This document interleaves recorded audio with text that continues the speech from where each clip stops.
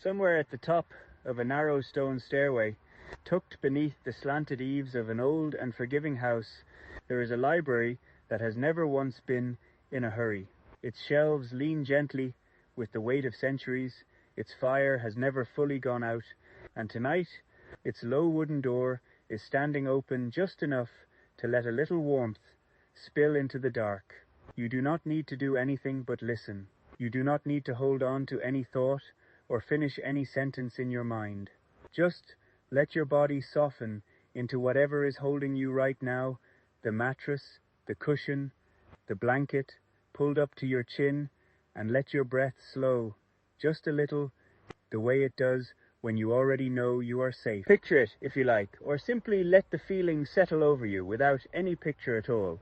Worn leather spines catching firelight, the low murmur of flames in an old stone hearth, a kettle beginning to hum somewhere close by.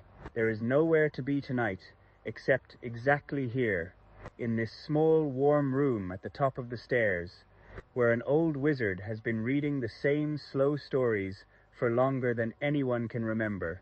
There is a particular kind of quiet that belongs only to old rooms filled with old books, a stillness that feels less like silence and more like something gently held, the way a held breath feels different from an empty one. That is the quiet waiting for you tonight, warm and unhurried, wrapped around a fire that has never once burned itself out. Somewhere at the top of an old stone stairway, a fire is burning low, and a library is waiting for you to come and rest beside it. Before we begin, take a moment to get comfortable. Let your shoulders drop away from your ears. Let your jaw loosen, your hands go soft and open, however feels most natural to you tonight. If the light in your room is still on, this is a good time to dim it, or simply to close your eyes and let the darkness behind your eyelids become its own kind of quiet, book-lined room. Tonight we are going somewhere small and warm and very old, a place that has outlived 100 passing seasons without ever once feeling worn out or tired. It is a library, though calling it that almost undersells it. It is more like the inside of a favorite armchair. If an armchair could hold 10,000 books and a fire that never quite goes cold. There is no plot to follow here, no danger waiting around any corner. There is only a wizard, unhurried and content, an old dog asleep by the hearth, the soft crackle of burning wood, and the gentle rhythm of pages turning, one after another, slow as falling snow. You will not need to remember any of it. You will not need to hold on to a single detail. If your mind begins to drift, if your thoughts grow soft and slow and start to blur at the edges, that is exactly right. That is exactly where we are going. So let your eyes stay closed, let your breathing settle into its own unhurried rhythm, and let's step through the low wooden door into the warm and waiting quiet. There is nothing you need to figure out tonight. No decisions waiting, no tasks left undone. Just this soft, unhurried evening, moving at whatever pace feels right to your tired mind and body. If you fall asleep before we ever reach the fireside chairs, that is perfect. If you drift in and out, catching only pieces of the story, that is perfect too. There is no wrong way to listen to this. There is no wrong way to rest. There is a particular hush that settles over an old house once evening falls, a stillness that is not empty but full, humming faintly with the quiet business of things settling in for the night. It is that exact hush that greets you now, warm and close, as you find yourself standing at the bottom of a narrow stone stairway, the rest of the house dim and quiet behind you. The stairway up to the library is narrow and stone, worn smooth in the center of each step by feet that have climbed it for longer than anyone alive can count. A single lantern hangs from an iron hook at the top, glowing low and gold, swaying only slightly, as though even the flame inside it has settled into the same unhurried pace as everything else in this house. Your steps on the stone are quiet, unhurried, each one echoing softly before fading into the cool dark below. The air grows warmer as you climb, carrying with it the faintest trace of wood smoke drifting down from somewhere above, mixed with something sweet, like dried apples or old honey, the scent of a house that has spent many years learning exactly how to be comfortable. Small windows set into the stairwell wall let in thin slivers of moonlight, and through one of them, just for a moment, you catch a glimpse of the sky outside, deep blue and scattered with early stars, calm and endless above the sloped rooftops of the house.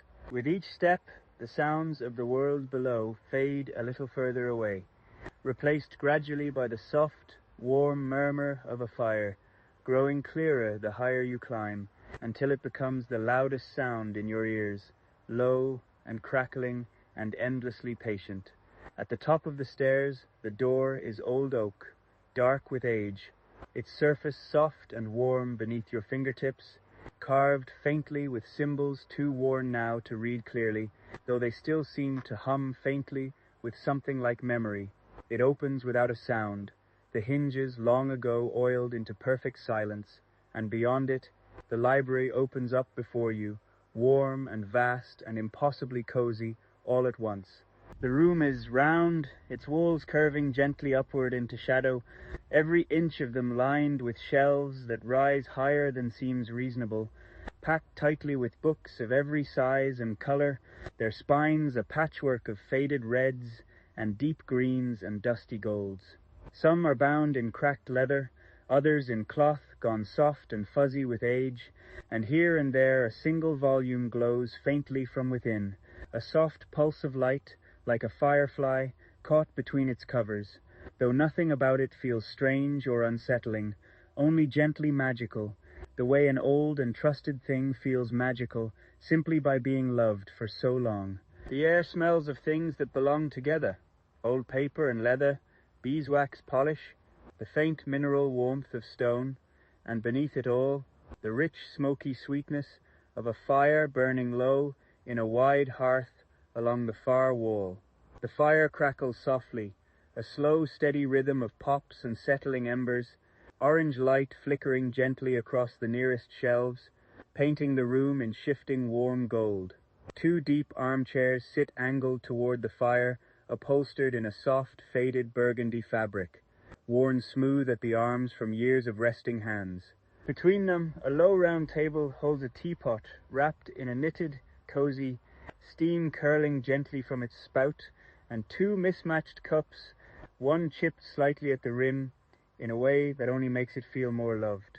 The stone of the hearth itself is carved, very faintly, with a long winding pattern of leaves and vines, worn soft by centuries of heat, until the carving is more felt than seen, a texture your eyes register more as warmth than as shape.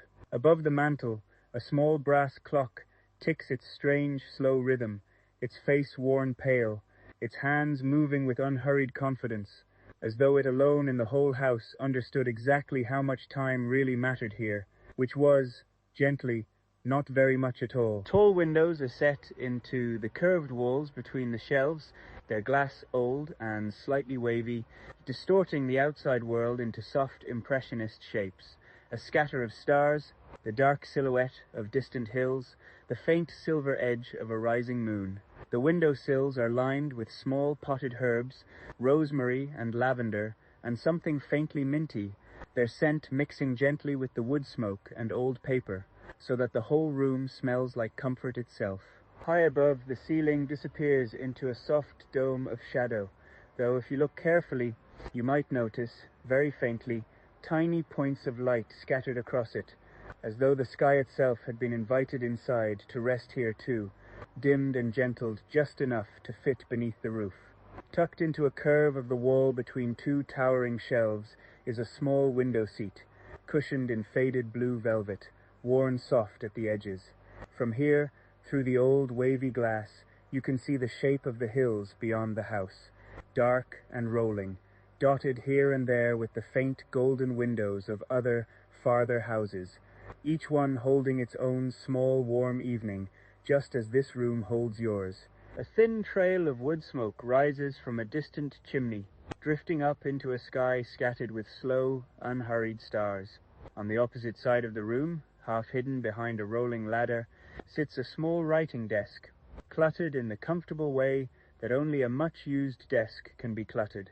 A stack of blank parchment held down by a smooth river stone, a quill resting in an inkwell shaped like a curled snail shell, a half-finished letter whose final line trails off mid-sentence as though the writer simply decided, quite reasonably, that it could wait until tomorrow. A single candle burns low beside the inkwell, its flame steady and small, casting a soft circle of gold across the desk's worn wooden surface. Above the desk, a narrow shelf holds a row of smaller, more personal things. A pressed flower gone the color of old parchment, a smooth blue marble that seems to glow faintly from within, a small wooden box whose contents remain a gentle, comfortable mystery. None of it asks to be explained. It simply exists there, quiet and familiar, the accumulated evidence of a long and unhurried life. Somewhere near the hearth, an old dog lies curled on a woven rug, its breathing slow and even, one ear twitching faintly now and then at some small sound only dogs can hear. It does not lift its head as you enter. It only sighs contentedly and settles more deeply into its rug, as though your presence is simply one more familiar, welcome thing in a room already full of them. The floor beneath your feet is old wood, worn soft and warm, and as you step further into the room, it creaks only once, gently, like the house itself greeting you with a small, quiet sound. Everything here moves at the same unhurried pace. The fire, the steam from the teapot, the slow drift of dust caught in a shaft of firelight, the old dog's steady breathing. Nothing asks you to hurry. Nothing here has ever been in a rush. You find yourself simply standing there for a while, taking it all in without needing to understand any of it fully, letting your eyes move slowly from shelf to shelf, from the fire to the windows to the sleeping dog, and back again, the way eyes move when there is truly nowhere else they need to be. The room does not mind being looked at slowly. If anything, it seems to welcome it, settling a little more warmly around you with every passing unhurried moment. Along the lower shelves, closer to the floor, sit stacks of books, too tall or too oddly shaped to stand upright, leaning gently against one another like old friends resting their heads on each other's shoulders after a long day. A ladder on brass wheels leans against the far curve of the room, its rungs worn pale in the middle from countless slow climbs, though tonight it stands still, patient, waiting for no one in particular. Here and there among the shelves, small curiosities rest on narrow ledges, a smooth grey stone that seems to hum faintly if you listen closely, a brass compass whose needle points not north but simply toward whatever direction feels most like home, a small dried sprig of heather tucked into the spine of a particularly old, particularly loved book. None of these things ask to be understood. They simply are, quiet and strange and comforting all at once, the way old objects in old rooms so often are. Further along, tucked between two especially thick volumes, sits a small carved wooden box, its lid slightly ajar, revealing a soft nest of dried lavender inside, its scent mixing faintly with the surrounding paper and leather. Beside it, a single glass bead rests on a folded square of cloth, catching the firelight in a small, quiet spark of colour, blue and gold, like a tiny captured piece of some very old evening sky. A stack of pressed flowers, their colours long since faded to soft browns and dusty pinks, lies flat beneath a heavy book, kept safe there for reasons known only to whoever placed them. The firelight catches on a row of glass jars along one shelf, each filled with something soft and glowing faintly, captured moonbeams perhaps, or bottled starlight, or simply candlelight caught in old glass and left to settle there for years. They pulse very gently, in and out, in the same unhurried rhythm as everything else in the room, as though even light itself has learned to breathe slowly here.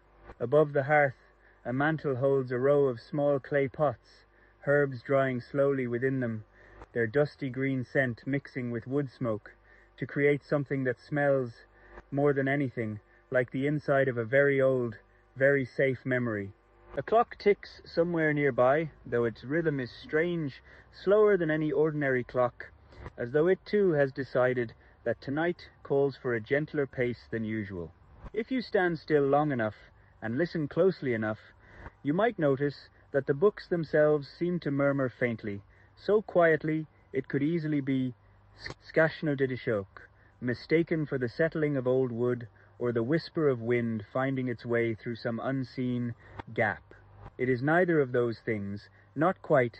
It is simply the accumulated hum of 10,000 stories resting quietly on their shelves, content to wait, unbothered by whether anyone reads them tonight or 100 years from now. The sound is not eerie. It is closer to the sound of a room full of sleeping children breathing softly in the dark, a gentle chorus of quiet contentment. In the nearer of the two armchairs sits the wizard, though he looks far less like the wizards of old paintings, and far more like someone's levish. Soft grey robes, the colour of wood smoke, a knitted shawl draped over one shoulder, half-moon spectacles perched low on his nose, and slippers, unmistakably slippers, poking out from beneath the hem of his robe, warmed by the fire's steady glow. His hands, when they move at all, move slowly and deliberately, turning a page, adjusting his spectacles, reaching for his tea, each small gesture unhurried in a way that seems to come from decades of learning that nothing here ever needs to be rushed. A thin silver ring on one finger catches the firelight now and then, its surface worn smooth, engraved with some symbol too faint now to make out clearly. Around his neck hangs a small pouch on a leather cord, tucked half inside his robe, holding, you imagine, some collection of small treasured things, a pressed leaf, a smooth stone, perhaps nothing at all except the comfort of having somewhere to keep things close. He does not look up right away. He is deep in a book, one long finger resting lightly against the page, as though holding his place in more ways than one, his lips moving very slightly now and then, mouthing some particularly pleasing sentence to himself before continuing on. His hair is white and a little wild, the kind of white that has clearly given up trying to be tidy decades ago, and it catches the firelight in soft silver threads whenever he tilts his head. Eventually, without any hurry at all, he glances up, and his eyes, pale blue and creased at the corners from what must be a lifetime of gentle smiling, find you standing there in the doorway. He does not startle. He does not ask why you've come, or how you found this place, or anything at all that might require an answer. He simply smiles, small and warm, and gestures with one hand toward the second armchair, as though you were expected all along, as though this exact moment had been waiting patiently in the room for you to arrive and fill it.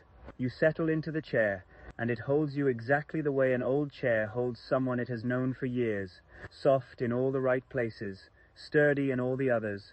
The fire's warmth reaches you immediately, gentle on your face and hands, and the wizard reaches for the teapot, pouring a slow stream of something pale gold and faintly sweet-smelling into the chipped cup, sliding it across the low table toward you without a word. Without asking, he leans over and lifts a folded blanket from the arm of his own chair, offering it across the small space between you with a small, knowing smile, as though he had known, before you did, that you might want it. The blanket is soft, hand-knitted in muted colours, warm from having rested so long near the fire, and as you pull it over your knees, you feel something in your chest loosen slightly, some small tension you hadn't quite noticed you were carrying, easing gently away into the warmth of the room.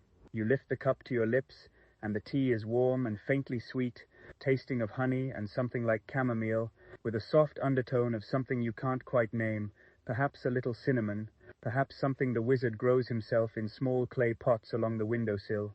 It warms you gently from the inside, matching the warmth of the fire outside, until it becomes difficult to say where one warmth ends and the other begins. He returns to his book, and for a long while, the only sounds in the room are the crackle of the fire, the soft creak of old leather as he shifts slightly in his seat, and the occasional gentle turn of a page, a sound like a slow exhale, paper against paper, unhurried and rhythmic. After a while, he begins to read aloud, his voice low and warm, the kind of voice that seems built specifically for exactly this purpose, not performing the story, simply offering it, gently, the way one might offer a blanket to someone who looks cold. He reads of a village where the rain always fell softly and never loudly, of a lighthouse keeper who spent 40 years polishing the same brass railing until it shone like captured moonlight, of a baker who woke before dawn simply because she loved the quiet of that particular hour more astos than any other. None of the stories have any real urgency to them. None of them build toward danger or twist unexpectedly. They simply unfold, slow and warm, small moments, stitched gently together, the kind of stories that exist not to surprise you but to hold you, the way this whole room seems to hold you, patient and unhurried and entirely safe. The old dog shifts in its sleep, sighing again, and the wizard pauses his reading just long, enough to reach down without looking and rest one hand gently on its head, a small unconscious gesture of long affection, before returning his attention to the page and continuing on in that same low, warm voice. Outside the wavy glass windows, the stars have grown a little brighter, the moon a little higher, and somewhere far below, the rest of the house settles into its own quiet stillness, creaking softly now and then, the way old houses do when they, too, are getting ready for sleep. The wizard's reading continues, unhurried, through another small tale, this one about a cartographer who spent his whole life mapping a single forest, never quite finishing, content instead to add one new tree, one new stream, one new mossy stone to his map each year, understanding somehow that the joy was never meant to be in finishing at all. He describes the cartographer's ink-stained fingers, the smell of his workshop, the particular blue he mixed for rivers that no one else could quite replicate. Between stories, he pauses to sip his tea, the steam curling up past his spectacles, fogging them faintly before clearing again. He hums very softly to himself sometimes, a tune with no clear beginning or end, the kind of tune a person hums simply because their chest is full of contentment and it needs somewhere gentle to go. You notice, without quite meaning to study it, the way the firelight moves across the spines of the books nearest the hearth, gold and orange and flickering amber, and the way the room seems to breathe slightly with each gust of wind against the windows outside, the panes creaking faintly, the flame in the lantern by the door dipping and rising in answer. The wizard's voice settles into its rhythm now, low and steady, matching the crackle of the fire, matching the old dog's slow breathing, matching, if you let it, your own breath as it begins to slow and deepen in turn. He turns another page, unhurried, and begins a new small story, this one about a woman who kept a garden on the roof of her house, growing nothing but moss and quiet, patient flowers that only bloomed at night. She would climb up each evening with a small watering can and sit among her plants until the stars came out fully, needing nothing more from the day than that single quiet hour. The wizard describes the soft green smell of her moss, the way dew gathered on the flower petals like tiny scattered pearls, the particular hush that settled over her rooftop garden once the last of the evening birds had gone quiet. He pauses again to add a little more hot water to the teapot from a small kettle resting on a low stand beside the hearth, the steam rising in a slow curling ribbon, catching the firelight as it drifts upward and disappears into the shadowed shelves above. The old dog stretches once in its sleep, front paws reaching, then curling back in, settling once more into stillness. He finds his place again and reads on, this time of an old ferryman who rode the same short stretch of river every evening for 40 years, never once in a hurry to reach the other bank, content instead to let his oars dip slow and even, watching the reflections of the first evening stars scatter and reform in the water with every gentle stroke. Passengers rarely spoke during the crossing. Somehow, without ever being told to, they simply understood that this was not a journey meant for words, only for the soft creak of the oarlocks and the quiet lapping of water against the hull. The wizard closes that story gently and turns to another, shorter still, about a clockmaker who built a single clock so slow that its hour hand took an entire year to complete one full turn, and who kept it not to measure time exactly, but simply to remind himself, whenever he glanced at it, that some things are allowed to take as long as they need. He turns one more page and reads, more quietly now, of a shepherd who spent his winters not tending sheep, but simply sitting at the edge of his frozen field, watching snow settle slowly over everything, layer by patient layer, until the whole world outside his window had softened into a single, smooth, white hush. The shepherd never minded the long winters, the wizard reads, because he had learned somewhere along the way that stillness was not the absence of a full life, but very often the fullest part of it. He reads one final story before the fire, softer than the rest, about an old innkeeper who left a single lamp burning in her window every night of her life, not because she expected travelers, though sometimes they came, but simply because she liked to imagine that somewhere out in the dark, someone tired and far from home might look up and see that small, warm light and feel, if only for a moment, a little less alone. The wizard's voice grows especially gentle here, low and slow, as though this story in particular deserves to be handled with extra care.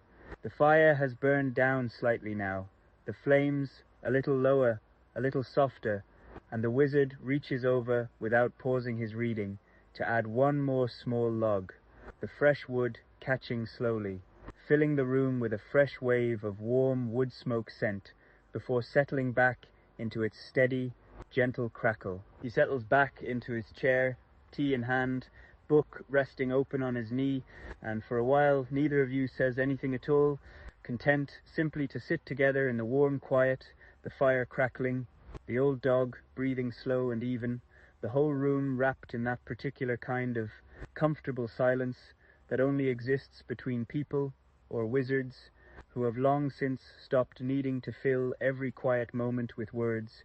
The fire crackles softly, the pages turn slowly, one after another, soft as falling snow. The wizard reads on, low and warm, his voice never rushing toward the next word. The fire crackles softly, the pages turn slowly, the old dog sighs once, deep in sleep, and settles further into the rug. The tea grows warm in your hands, gentle steam rising, curling, fading. The fire crackles softly, the pages turn slowly. Outside, the wind moves gently against old glass, and the lantern by the door dips its flame in answer. The wizard's voice is low, the room is warm, the fire crackles softly, the pages turn slowly. Each story blends softly into the next. A lighthouse keeper, becoming a baker, becoming a cartographer, becoming someone else entirely.